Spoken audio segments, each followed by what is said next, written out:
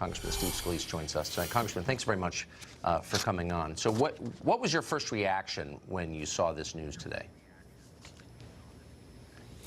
Well, Tucker, it's anger.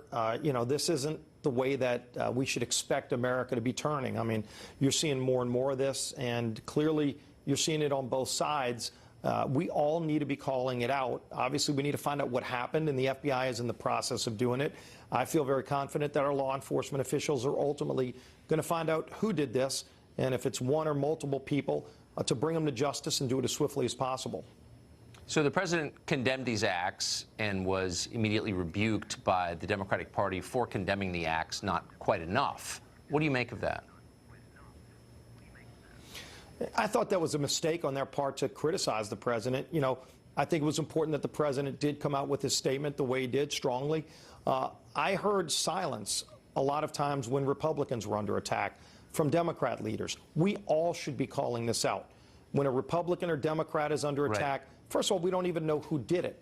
We should be trying to find out who did it, but we should be criticizing the act, whether it's a Republican or Democrat. Some people only criticize when it's a Democrat under attack. And the media, by the way, was under attack, too, and there's no place for that either. How do we de-escalate this? Things seem to be moving in a direction that's ominous. And so what do our leaders need to do, to the extent they have control, to pull us back? I think the most important thing is to get back to what made this country great. Our founders didn't set up some kind of system where everybody had to think the same way. In fact, they challenged their government, and they wanted a system where individual people can speak their views and even speak out against their government, and they put the First Amendment ultimately in the Constitution to ensure that right.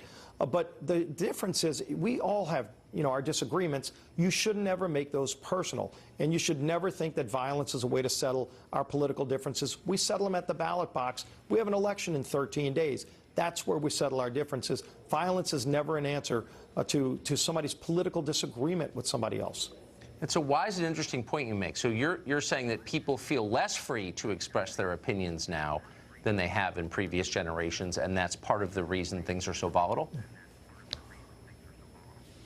Well, when somebody tries to use threats or intimidation, it's like the schoolyard bully. If they don't want to confront their own demons, they try to threaten you and scare you away from just living your everyday life. And that's not who we are as Americans. You saw it after September 11th, when our very way of life was under attack by people who had a totally different viewpoint of America and what it stands for. And we came together as a country, and we said we're not going to back down. We're not going to change who we are.